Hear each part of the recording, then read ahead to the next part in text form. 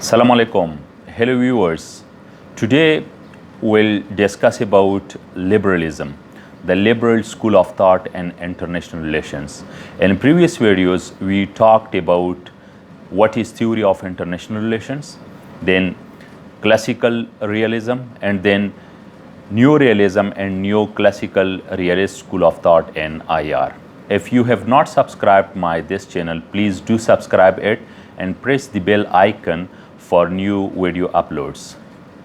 Dear viewers, liberalism, it is one of the essential and one of the dominant theories of international relations. Idealism or liberalism, it is just antithesis of realism. It rejects the power politics. Liberalism, it presents optimistic and bright side of the international politics. Liberalism perceives states that they are very much cooperative if a proper platform is provided to them. International cooperation is possible, trade is possible, states that they can resolve their disputes peacefully. The non-violent methods are necessary for the resolution of disputes among the states. Democracy, international institutions, international law, international trade, and diplomacy, they can play significant role among the states. Cooperation and interaction among the states can be increased day by day. These are international institutions and platforms which provide an opportunity for states to cooperate peacefully and having more cooperation and international arena. So, like realists, they present a pessimistic view of the human nature. It is the antithesis that liberalism it presents an optimistic view of human nature. Liberalism says that a human is inherently peaceful, it is cooperative, and it has regards for values and morality. But these things must be formalized and regulation is necessary at international level.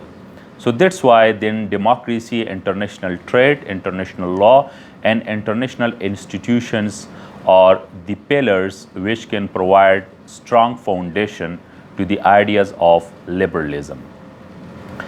Liberalism, it has roots in the Enlightenment, the Age of Enlightenment, or the Era of Enlightenment, or the Age of Reason in Europe, which was started in 17th century and ended in 19th century. So from this 17th to 19th centuries Europe, philosophers and thinkers, they worked for an ideal human being, an ideal state.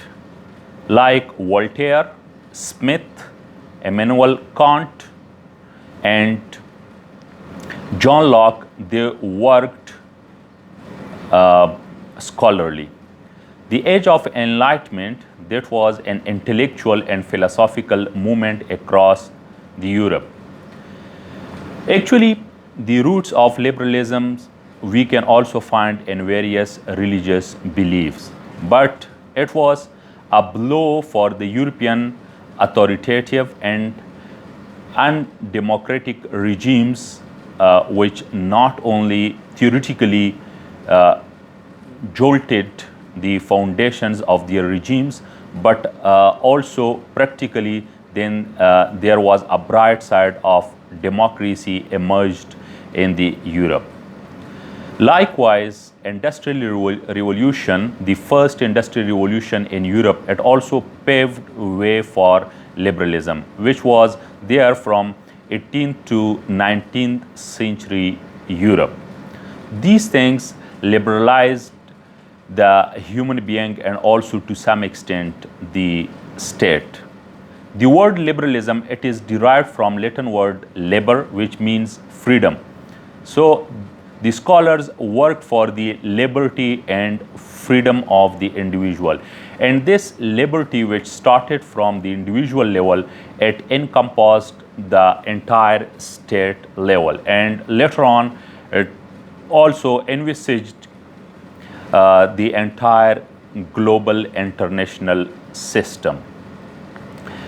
Like Immanuel Kant's formula for the international peace, stability, and democracy, as he mentioned in his book, The Perpetual Peace. So he says that democracies, they don't go to war, they don't fight because of the accountability, because of the re-election of the leaders, because of the voting patrons. So that's why it is very costly for them to go to war. We will talk on this in other videos in detail, but here to tell you about the basic tenets of liberalism.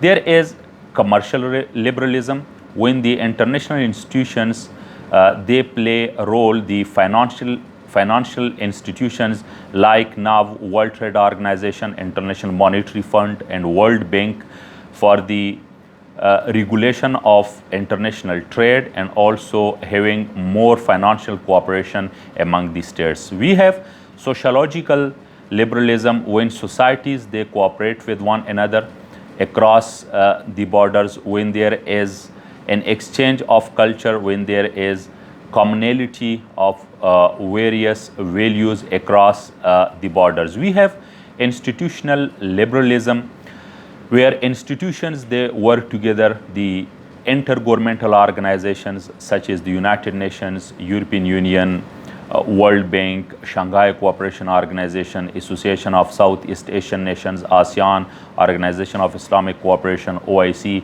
and so on. So these international organizations, intergovernmental organizations, and even NGOs, non-governmental organizations, not only domestically but also the INGOs on international level, they cooperate with one another and they bring states closer to each other for having more cooperation. We have also democratic peace or democratic liberalisms, that democracy it brings peace. If democracy prevails in the world, the ultimate goal and the final destination, that will be the peace, as the German political philosopher Immanuel Kant, he has described in his book, and what he has also insisted on the democratic peace theory. Later on, even Joseph S. Nye and Robert O. Cohen, they have also prescribed so many things while describing and analyzing about the interdependence in world politics, that how it is possible that there will be cross-border movements of people, technology, ideas, trade, capital, and all these things. I mean, a way towards globalization, which we will talk later on. Also, the minimized role of the armed forces and the military. Also, there will be no priority for the state level security. So, individual is important in liberalism. The ideas, the beliefs of individuals are important. If individual is secured, then state is secured, and so on. Later on, the idea of liberalism was further strengthened, especially after the 30 years war in Europe. So that had a devastating effect not only on the individual but on the societies and on the states of the Europe. Then Immanuel Kant and John Locke, by having books, The Perpetual Peace and the True Treatise on the Government, they emphasize the need for liberalism and the values of freedom, values of expression, and free trade,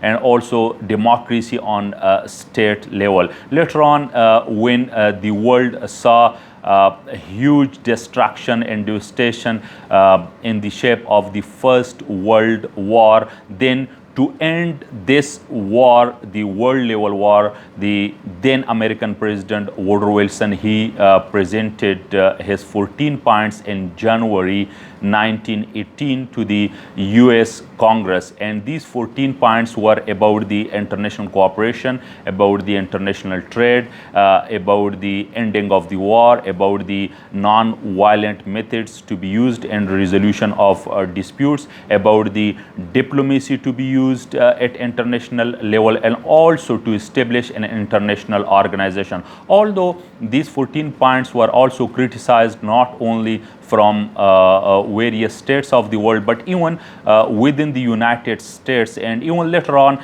E.H. Carr, he also